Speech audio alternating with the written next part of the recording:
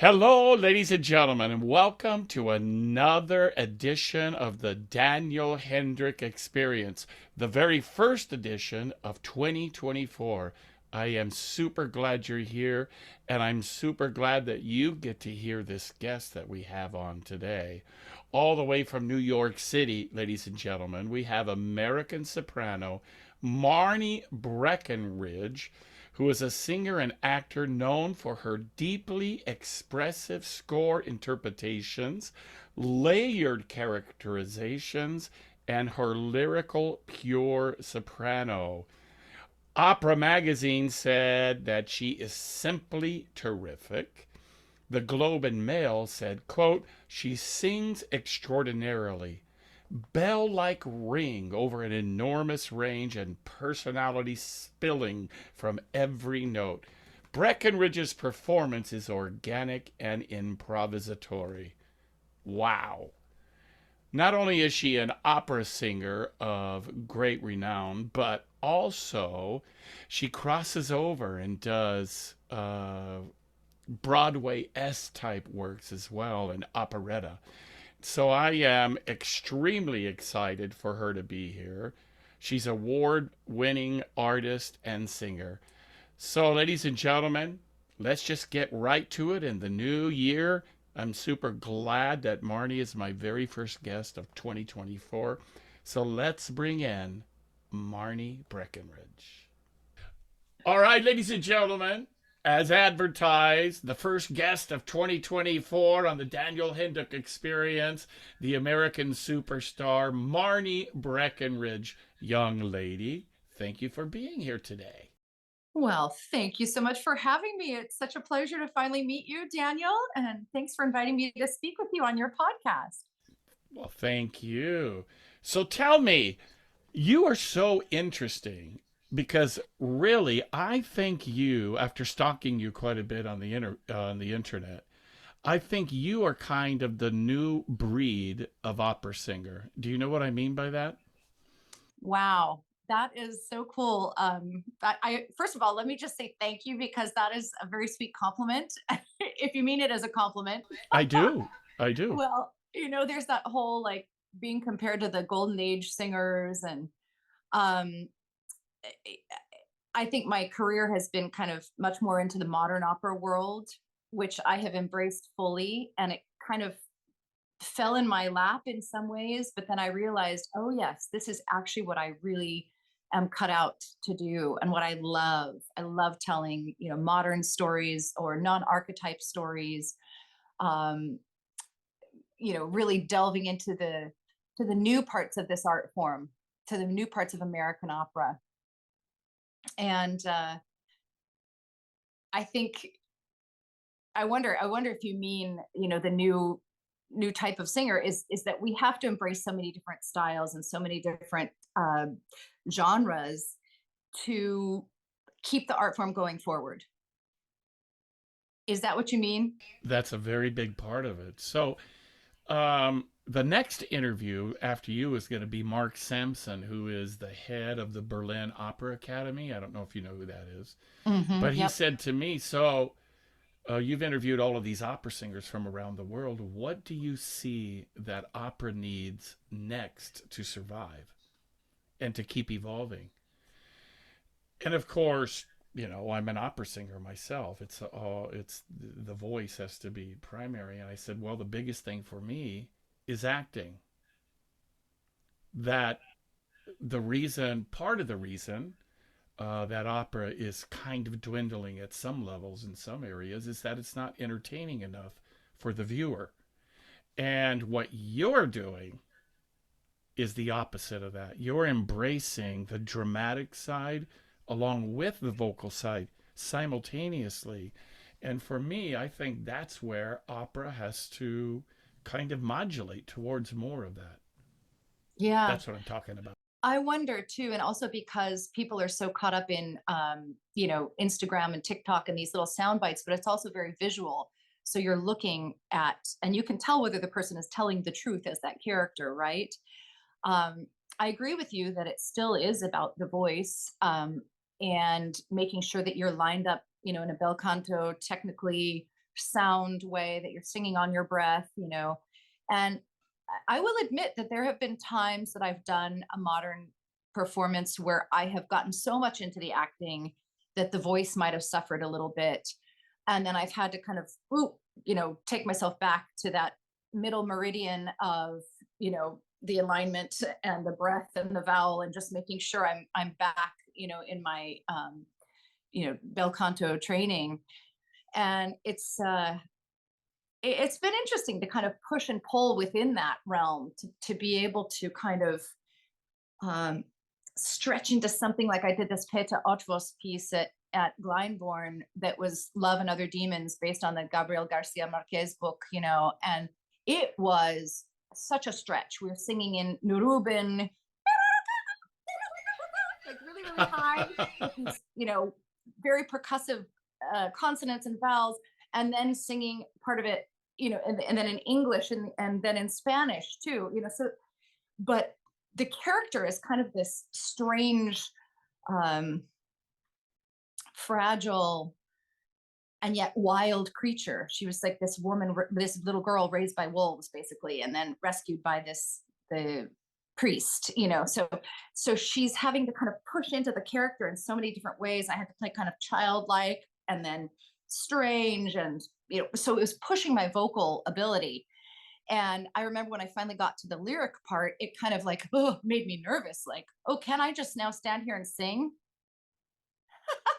without having to Wow. be crazy or having to be, you know, so into it, into the character, that I didn't even care about the voice. And then when you have to care, you have to care. So going forward in opera, yes, we need characters, we need good actors, because we want the people to believe what we are saying. We want them to be able to come into that focus with us and say, oh my gosh, you are the character.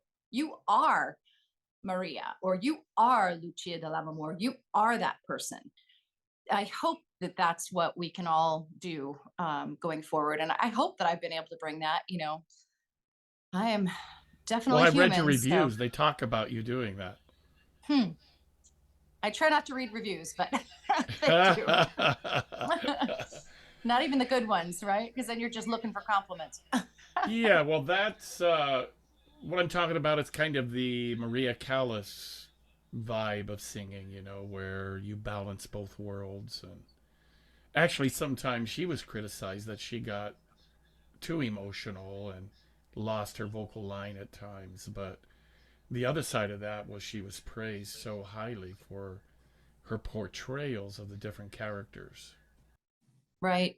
And she's the name that everybody still talks about from that age. So she's really still considered one of the most famous probably, you know. And then Pavarotti, who maybe didn't act as much, but his voice is just, you know, one in a billion. Like, what, you know, Yeah. how could he do what he did? And he acted through the voice. His music, because I do believe we serve the music first, right? And then the Yes. words and then the character, right? But hopefully they can kind of be more equal now in these days. But he definitely served that music so beautifully.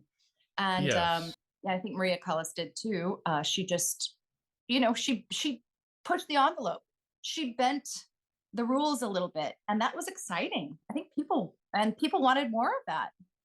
Yes. Yeah. Yeah. I hope I can serve it that way. I mean, I really love to do TV commercials and film and acting also. And I've always done that my whole career. I've done that on the side, or I've done a straight play without singing. Um, Singing, I think, is my true love. I always sang in church as a child. My mom was the pianist and the organist at church, and I was raised Seventh Day Adventist. Okay. And something I'm also noticing, a lot of opera singers, you know, come out of the liturgical family, Yes. Yes. and you know, there's something so beautiful about a hoch church, or a high church with liturgy and music, where you're singing hymns, and then you do the Messiah every year, and you know, there's something so deeply rooted in my singing journey in that liturgical world. And I still sing in churches when invited, and I love to you know, dip into that side of my world. Um, but I think that that start was definitely the musical thing. But then with acting, I grew up in LA, and so my mom would take me to these commercial auditions, and I did a few things, but things were always conflicting with the Sabbath. So I kind of dwindled out of that and just concentrated on my schoolwork, and did well in school, and then went to college and thought, oh, I'll be pre-medicine like all the other good Adventist kids. And I found that it really wasn't my forte. It wasn't my, you know, um, easy part of my brain. I could do it. I did well in science in high school, and then got to college, and I was like, oh, I'm having to study 10 times harder for these tests than everybody else Ah, is. right, right. And I know you didn't ask me this, but I know you had said before when we talked earlier, you said, tell me about your journey. You wanted me to kind of talk about how I became an opera singer. Do you want me to go into Exactly. that, or do you want to ask the question? No, I love it when the interviewees ask the questions like that too, because that just saves me time. And people hear from me all the time. We want to hear from you, so you go right ahead. Tell us your journey. Yeah. Okay.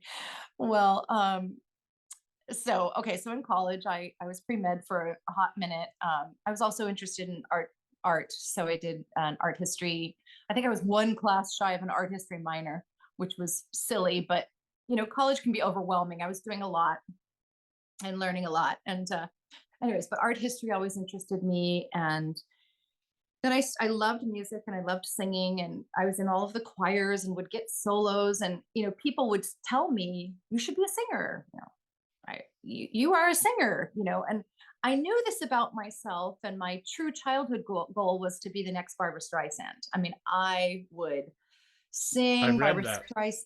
What? I read that about you. I read that. Oh, I would line my little stuffed animals up and sing, people who need people are the luckiest people. And I would like cry and, just enjoy the music coming through me. Well, in a way, you've kind of followed the Barbara pattern because she was a singing actress as well. Yeah. Oh, yeah. I Yeah. love that. That is so awesome. So years ago, I did a bohème, and I won't say what one country it was, but at the end of bohème, when she dies, I have this thing that it should look like Rodolfo really feels she's dead, instead of the typical fake cries of a tenor. Instead, he should really cry. And so I did that, and the director freaks out when he sees me do that in rehearsal. And he said, "Oh, you can't do that. In this country, people are too proper, and that's not opera." And so I had to tone it down for him in the rehearsals, but I was young back then and a bit rebellious. So in the first performance, I did it, and the people went crazy in the audience over it. But afterwards, I paid the price for that because he said, "That's the last time you'll ever work here." Oh my goodness, because you didn't obey him. Because I didn't obey him. But for me, it was more than just about singing. It was really portraying that art, that character. And for me, it was as if he was asking me to not be true to the what the message was. Well, first of all, bravo to you for doing that, because people know the truth. Some people sit in the audience and they listen for perfect singing and they critique it, fine. And they compare everything to, they're comparing you to Pavarotti, whatever, fine. Right. But then there are people who go to the theater to be moved, to That uncover something in their soul that needs uncovering that night, that afternoon, that go to seek out human connection.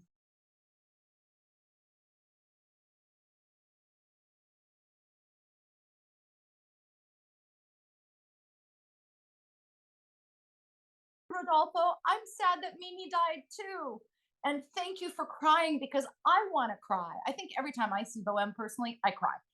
It's just so moving. And the music, Puccini did that. That all the rubati, all of the chords that he put together in such a genius, magnificent way makes us move. It touches those heartstrings. So good for you for taking it to the limit. I'm sure you still got the out in a beautiful way. Well, when you get a chance, go to YouTube and look it up. There it I is, me will. singing that ending. I will. Wonderful. But But that is important. Yes. don't you think in the powerful moments like that in opera that the audience and hopefully the performers can feel a sense of the presence of God? Yeah. That it transports you out of humanity and into a higher level of our humanity and some sort of divine connection, you know? Definitely. I call that the love energy. It's so deep and so wide and so all encompassing, and music, there's something about those vibrations that tap into those parts of our physical realm, but then also our spiritual realm. And so yes, yes, the love energy, God, the love of the universe, whatever you want to call it. Yes. Yes. And I too grew up in the church singing, like gospel music and stuff. And I had a lot of moments where I felt like I was transported out of myself and was Yes. experiencing something divine. So then when I heard a famous tenor by the name of Mario Lanza when I was 15 or 16, I literally went out of my body and it was like, oh my gosh, I want to do that. I didn't even know what it was. Opera. So I went to my dad. I said, Dad, what's this stuff? And he said, well, that's opera, son. Tosca, Bohème, uh, Rigoletto, all of these things, which I had no idea how to even say those words back then. So since you're from LA, I was raised in Fontana. No way. I have a cousin who lives there now. No way. That's wonderful. Yeah. So then I was born in LA and then we moved to Claremont, which is also down, by Oh the my Claremont gosh. Rapids. Yeah. Yeah. Yeah. And then my parents moved to the Napa Valley, St. Helena, in the early 90s. And so they've been there ever since. And so I call that home base, even though I've lived all over the world and continue to do so. Got you. But that's wonderful. Yes. Looking Sorry. you up, I saw the St. Helena thing. So I'm like, where the heck is that? And I saw that it was an island. And I said, Oh, oh, yeah, I she's thought from that an too. island. No, I'm sure I need to visit that St. Helena at some point. But so that's interesting that you came from a church background too. And I know Alan Held did. I listened to his interview on your podcast. Alan Held, I just adore. He actually judged me in my first Met competition when I was just as green can be, because I really came to opera quite late, actually, mid 20s, because I didn't know much about it. I mean, my parents listened to a little bit of Leontine Price and a little bit of Pavarotti, but it was really church music for me. And I was in a Christian rock band at from the end of high school into college, and I always sang. I went to Pacific Union College, which is an Adventist college up in Angwin, Napa Valley, California, and I always sang the solos, but we did classical music there as well. So I was interested in classical music, but I just didn't know, could I actually, quote unquote, be an opera singer? I didn't know what that looked like. I didn't know anything about it. And I kind of just went into it blindly, but found my path within it. Um, and similar to your experience of hearing Mario Lanza, I listened to a recording of Rosenkavalier, and I believe it was Barbara Bonney as Sophie. Was it Elizabeth Schwarzkopf? Maybe not as Marshall. And anyways, I can't remember exactly because it was on somebody else's player. And they played the trio, and I didn't understand what that was. I said, "How are they doing that with their voices? What is that?" And I remember telling my parents, "If there's a way that I can somehow do that someday, I will not have lived in vain." Like, I knew that I was supposed to try to take my talent to that level. And I think I've had moments of being there, and I've had moments of major failure, but the journey of studying classical singing and of studying these characters and this polyphonic art form of gorgeous melodies and layers upon layers of feeling and vibration that this music can create within us has been my spiritual journey. Mm. Truly. And also in, meeting the people that I've met in this career, opening my mind to other religions and other ways of life and other ways of thinking about God and goddess energy and other ways of thinking about music. And so it's funny how you start and then you come back to the beginning again, because I think I am now kind of experiencing more of that marriage of, like you said at the beginning, music and acting together. But for me, it truly is my spirit journey. Love that. I think we're from the same tribe, young lady. Right on. So, if we may pause just for a moment, I have a recording of you, and I want to check to see if I can play it on the air before I do. And it's this. Chips, darling, it started. They'll kick you out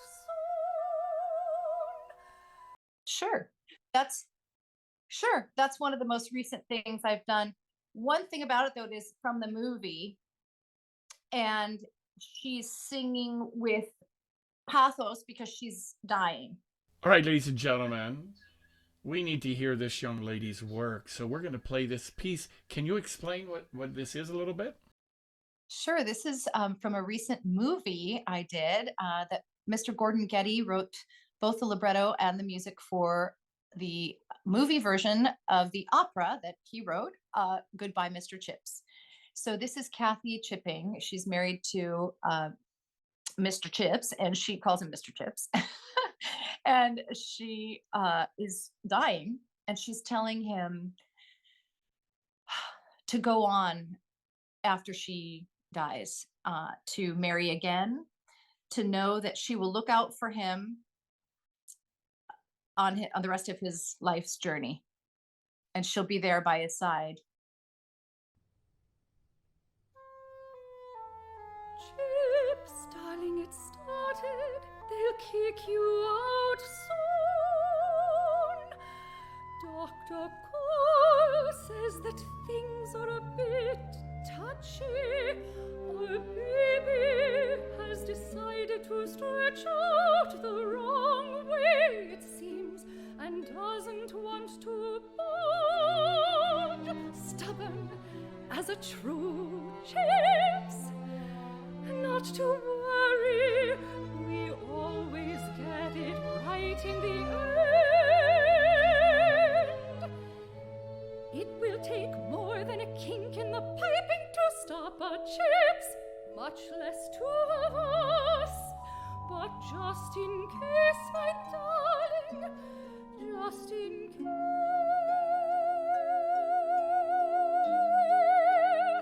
you must know what to do.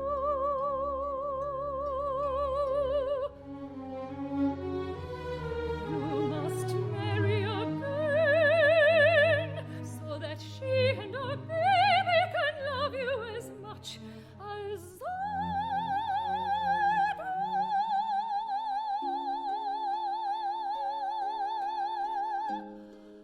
And you must stay just the same.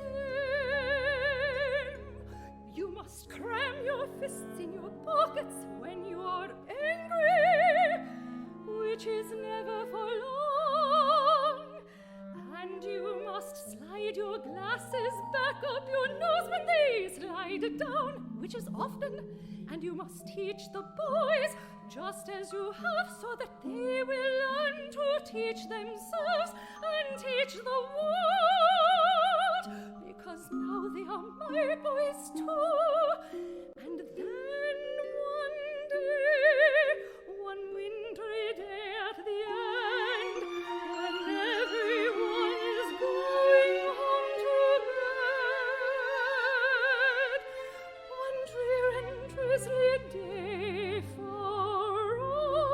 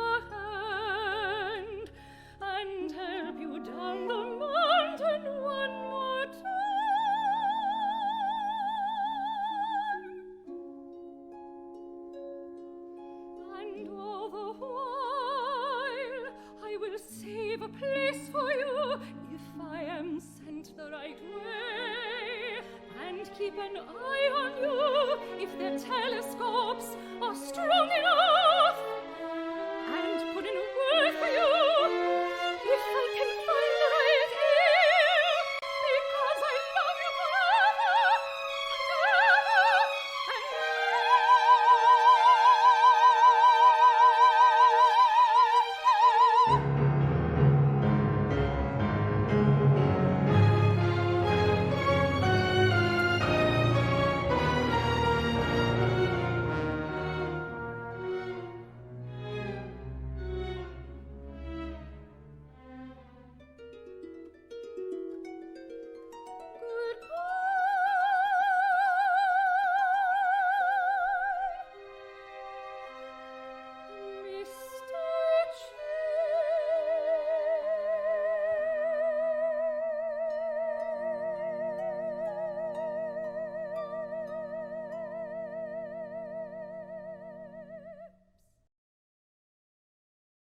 Well, there we go, ladies and gentlemen, and you can find that and see it on her website, marniebreckenridge.com, right?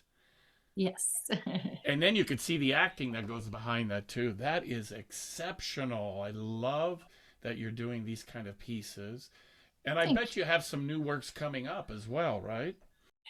Yes, actually. So in April, I'll be singing Lucia de l'Amour at Orlando Opera on April 19 and 21, 2024. So I'm excited about that. I haven't sung Lucia for quite a few years, and it's wonderful to revisit that. I've done the role 3 times at different houses here in the US, and I'm looking forward to bringing her some new life, after having had 2 children and a new perspective on this character. I'm excited to bring her back. And then another project I'm really really excited about. So I helped develop a project about Jacqueline Dupre, the cellist, the famous cellist from the 70s 80s. She died of MS at such a young age, and hers was such a meteoric rise to fame, and then this tragic ending to her life. And she was married to Daniel Barenboim. Matt Heimovitz, cellist, and I performed this duodrama that was written by one of my absolutely favorite composers, Luna Pearl Wolf, and one of my absolutely favorite librettists, Royce Vavrick. And we collaborated on this. Luna wrote the music, Royce wrote the words, and Matt and I put our input in. Matt had worked closely with Jacqueline Dupre and had actual quotes that he could provide, about the disease. She called it this effing disease. Anyways, so it's about Jacqueline Dupre, and we're going to be doing it at West Edge Opera in August of this year. And so I'm really excited about that, and to get to bring her story. And it's written really beautifully, and in almost like serialism, I guess you could call it, but it sounds so modern that it sounds like people would enjoy it. But my kids saw it twice in 2020, and they were quite young, and they wanted to see it again and again. They just thought it was so interesting, and not just because their mom was on stage, but the music is so fantastic. And we kind of weave in her life story, but then have these flashes backwards to when she was a kid learning cello, and then kind of her progress. And then, oh, it's hard to describe. You just have to come see it. And we're releasing it sometime this year. We recorded it at Skywalker. Was it last summer? So that'll be released. The record will be released sometime this year, hopefully before our performances in August. How exciting is that? It's cool. It's a cool piece. And that's what I was talking about, folks, in the introduction before she came on, about her ability to really take on different kinds of art forms within this operatic paradigm that we exist in. Kudos to you, kid. Man, I love that about you. That is so wonderful, because it takes a lot more bilateral brain activity to be doing acting, singing, and to be legit instead of just standing there singing like you're at Carnegie Hall in a concert. Yeah, I guess so. hopefully I, do it justice. I sure enjoy it when I'm in the moment and I kind of lose myself. So hopefully that's a good sign. Early in my career, I lost my voice at a competition in Italy, and it took, I don't know, 8 years to get it back. And Oh, then I made my debut in New York. But I had my mentor and teacher for a while was Giuseppe Di Stefano, and he wow. was like the master of Tosca. So I knew that role so well, and I was singing Tosca with Pamela South. And at the very end, now I have my voice back and I'm singing E Luceva la Stella, talking about I'm not going to see her anymore and remembering her. And the tears start rolling down my face. And I'm crying on stage. And the reviews came out and they talked about what a great actor I was. Well, I wasn't crying because of Tosca. I was crying because I was so grateful to God that I even could be able to sing again. Oh, wow. And now when I listen to the recording, I was able to manage keeping the vocal there. But boy, was I a crybaby. That's so Just the wonderful. That's gratitude to be Yeah. able to And do that. like you said, that there's a duality in that too, because you were the character and doing everything operatically that you had to do for the technical, and orchestral demands, to project your voice. But then you were also so in it and so grateful as a human because you are a human. I mean, every great actor, it's not interesting to watch them play a character. It's much more interesting to see that person and their own elements come out than them pretending to be someone else. It's like it's Daniel as the character, Marnie as the character. That there's a duality in there that I think we have to look at and realize it's you playing that character. So grateful you for having your voice back. That just added another layer to your Cavaradossi. And I'm sure your audience felt that as well. How wonderful.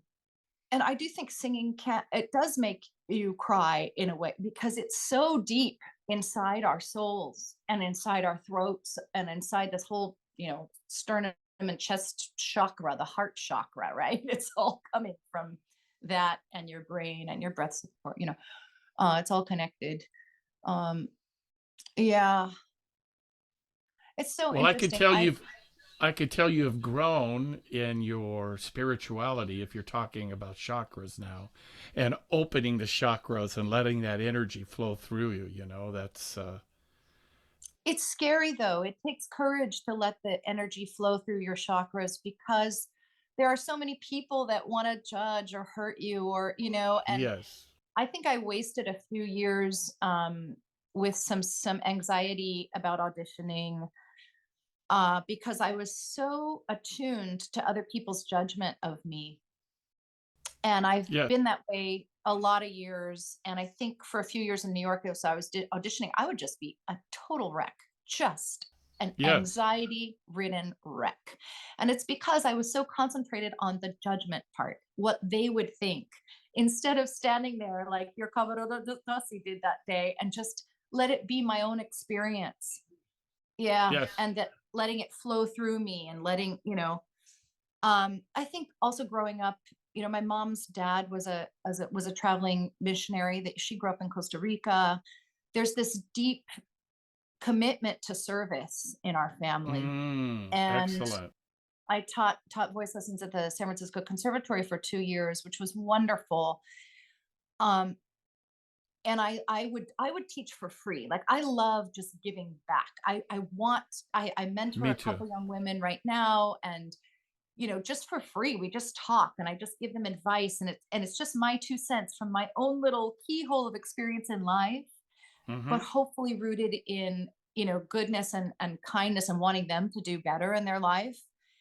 And one thing that I wish somebody had told me was to be a little bit more, I don't know if the word's selfish or if it's just um Protective? confident, protective, but I was protective, but I did it to the point of like knowing that they were judging me. So I let it get to me, and I got nervous and I crumbled instead of Mm. coming from a place of, confide, true confidence. Confide means with faith that you will be okay just as you are, that you are enough as you are, you know.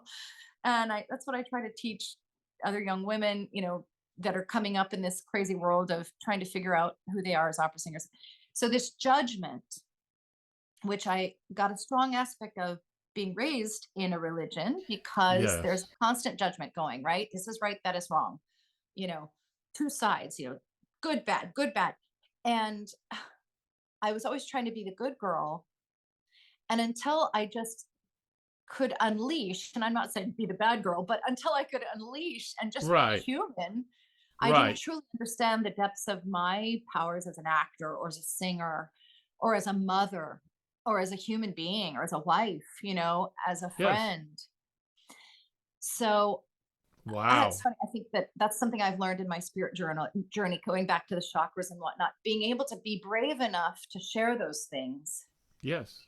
with an And not be a audience. prisoner to a belief system Yes. that it releases you. With my students, talk about the judgment thing. I'll have them do an exercise or sing an aria, whatever it is. And many of them say, "Oh, I screwed that up. That was terrible." So I always make them, before you say anything negative, I want to hear 3 or 4 things that you did right. Oh, I love that. And when you practice that you're always looking at what it is instead of what it isn't, and you practice that in your practice, then you develop a modality of processing emotionally that first you're looking for the good. Oh, And I then you love could that. take that on stage too. You're looking first, what did I do? Yeah, and in my aria, if you listen to it, there's a note here or there that isn't perfect. But listen to the overall scheme of what happened there. Wow, that was good. That was a powerful human moment that could help lift us to higher levels. It's always easy to say what's screwed up about something. Nobody's perfect. It's a harder thing for all of us collectively to agree. Look how good that is. Mm, And it sounds like that's what you're doing to your proteges that you're teaching. yeah. I love that, Daniel. That I love that so much. And it's so important that we teach that going forward. I did have one teacher who said no a lot.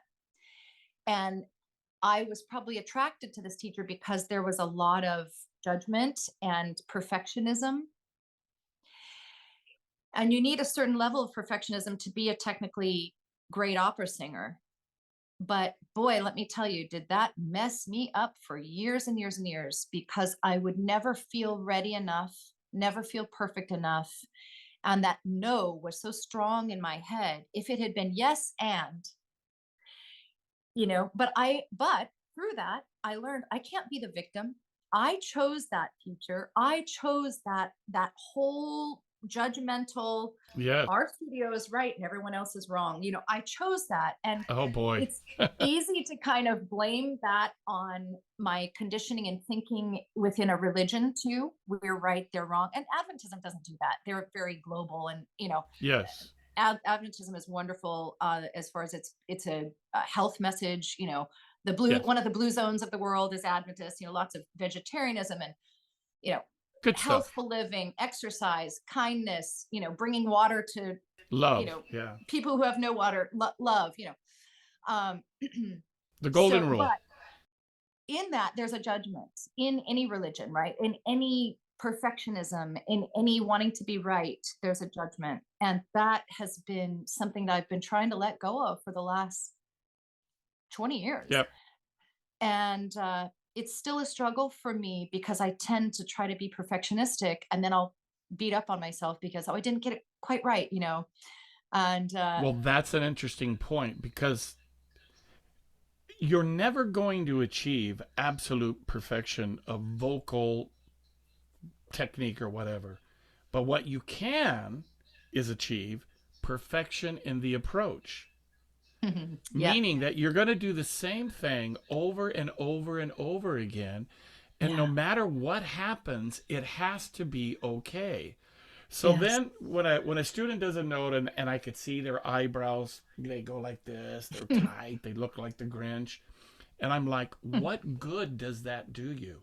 What benefit does that emotion on that note do you? Instead, let's look at it like a science experiment. Well, that was interesting.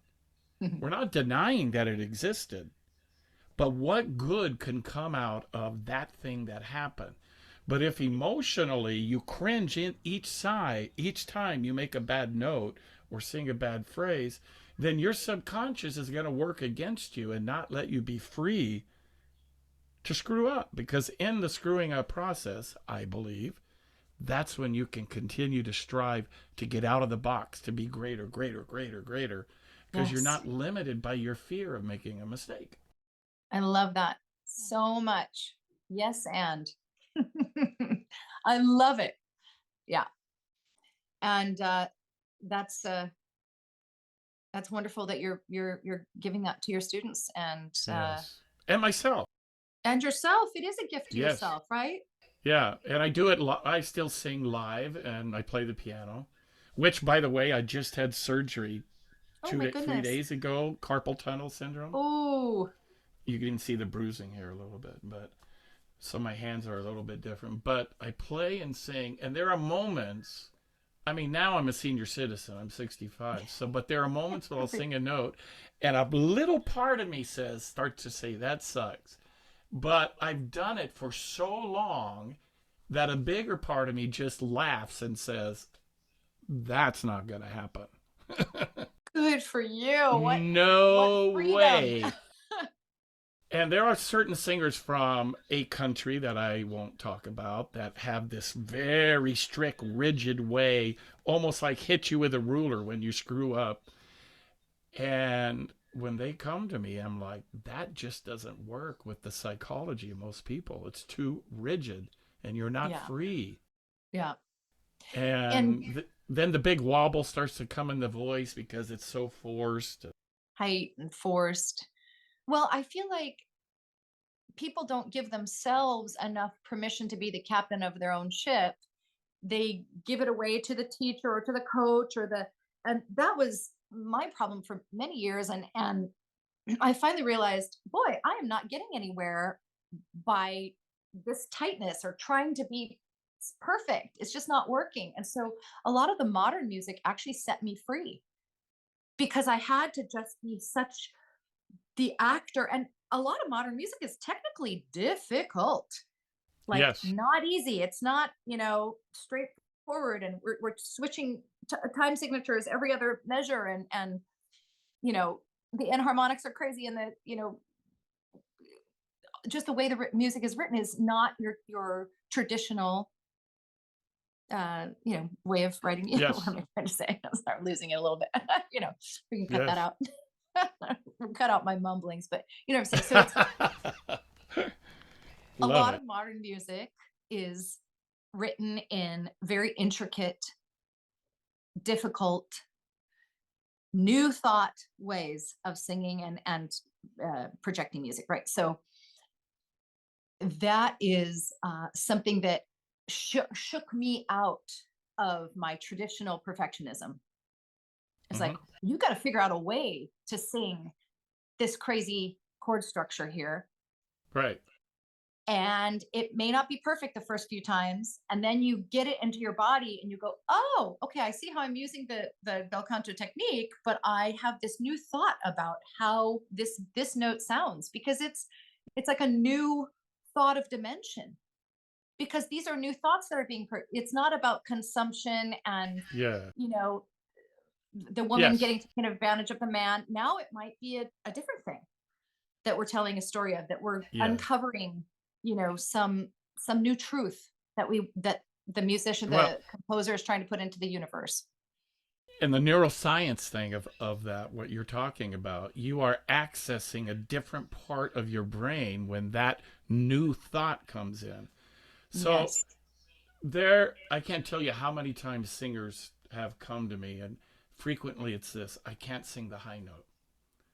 And in my mind, in my emotions, I'm just giggling inside because it's just so obviously untrue. It isn't that their voice can't do it, they can't do it because of that box that they have put themselves in. Yeah. So I'll frequently do something like this and see what you think about it. Instead of doing no, no, no, no, no, no, no, or whatever the scale is, Yeah. I want you to sing like a fire truck. What does a fire truck sound like? Oh, I love that.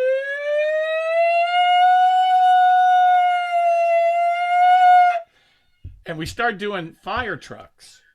And then all of a sudden, they're going 3 or 4 notes higher than what they thought they could sing. And then I'm like, okay, now we're going to sing La Spe, La Boheme, Que Gelida Mm-hmm. Manina. But we're not going to sing it. We're going to do it as a fire truck. And then the voice Love just that. goes because they're not singing. And we develop these paradigms and consciousnesses of what Yes. singing is that actually limit us instead of free us. Yes. Does that sound too I crazy? Not at all. I think that's actually how I learned how to sing for once and for all. I mean, I knew how to sing. I was a natural talent. Like they were putting me up on the stage at 5 years old in my little patent leather Mary Jane singing Jesus Loves Me. And Me I too. knew, I knew innately how to sing. It wasn't until I started voice lessons that I questioned whether or not I could sing. Exactly. All right. So that siren technique, wonderful Sherry Greenewald at San Francisco Opera in the Marilla program, she helped me just siren it out. She's like, you know how to sing, girl. Like, why are you getting so choked up? So, and then I think we do seek out our mentors. We seek out people, who Yeah. help us. And even that wonderful voice teacher who said no a lot, I adore that person to this day. Just amazing Yeah. teacher. Taught me so much. And that's what I mean about us being the captain of our own ship. You have to go back to, okay, I can siren like a 5-year-old playing with my siren truck, my fire truck. And I know what singing is. And so you have to use all of these tools. And I always tell my students, or even a friend who's having a hard time in that moment, like, how do I get up to that La Speranza that you were just talking about?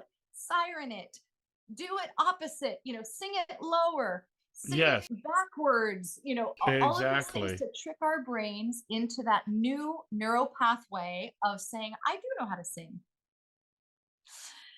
And singing is one of my other friends says, it's not brain surgery. It's just singing.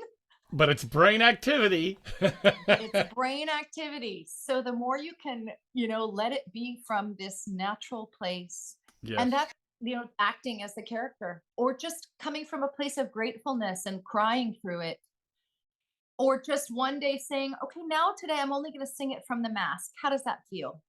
Okay, now today I'm going to only sing it from the mask with total body connection in my breath support. And now today I'm going to try it kind of more guttural and in my throat. How does that feel? Okay, that doesn't feel so good. Let's try this other thing. So it's almost like working out the kinks, Right. to embrace what feels good. And then the more you embody it, the more you do it a way that feels good, the more that your body goes, oh yeah, that's how we do it. So essentially, if I'm reading you right, we have to be our own teachers. Yeah. It's like I tell my students, I am not your teacher. I'm your guide. You're the one that's going to teach yourself every day when you're doing the stuff I'm showing you. Yeah. So I'm just giving you ideas, showing you healthy practices, but ultimately, if you don't take that responsibility on yourself, you're going to be limited to your perception of what I'm saying. Yes. You have to test it. You have to find out what works and what doesn't work. Yes. Absolutely. Well, my friend, you are absolutely amazing. What a pleasure. I'm glad we got through all of the technical issues we had this morning. And to Thank hear you. your story, powerful. Not only is your singing, your acting powerful, but your consciousness is very powerful as I'm sitting here listening to you articulate your belief system. So I think you're living a life of freedom. Huh. Thank you. I'm trying, I am grateful to be alive. And in this time period and, in this country with, all of its faults, I mean, I really don't think I would want to be anywhere else. Uh, as a woman, um, and an opera singer and a mom. So I'm grateful. And I'm grateful for the platform of artist and musician. I hope I can help others to have a beautiful experience in the theater. And I hope I can also help people to find their spirit journey and their musical journey faster. If that's the word. Maybe it's not faster, but maybe it's just find freedom at whatever stage you're at so that you can enjoy that moment in the now even more. I hope that for my children and for everyone. All right, ladies and gentlemen, there it is, this amazing soprano, Marnie Breckenridge. Thank you so much for being on the show today. You are absolutely adorable, talented. What else can I say? What other expletives can I use to say how Crazy. awesome you are? Thank you, my friend, for being here. Thank you so much, Daniel. It was such a pleasure. Thank you for giving me this opportunity and for seeing me the way you saw me. I appreciate that. And yeah, if I could just leave one quote that Emily Dickinson's poem, I shall not live in vain. If I can help one fainting robin into his nest again, I shall not live in vain. That I think is my mantra for 2024 and beyond. Beautiful. So hopefully we've helped somebody today by having this Yes, conversation and new insight or whatever, but it was wonderful. absolutely. So, ladies and gentlemen, check her out www.marniebreckenridge.com. And there's some incredible website, by the way. Brava for Thank you. that. And folks, for those of you that want to know more about me and my journey of being an opera singer and losing my voice and coming back, you can find my book at danielhendrick.com, and it chronicles all that stuff. And you can see all of the previous season 1 podcasts there as well. So thanks so much for being with Marnie and I today. And for those of you who have not subscribed yet to the podcast, please do. It's only $3 a month, and it really helps bring these fascinating, interesting interviews with superstars like Marnie. So until next time, God bless all of you. Happy New Year. See you next time.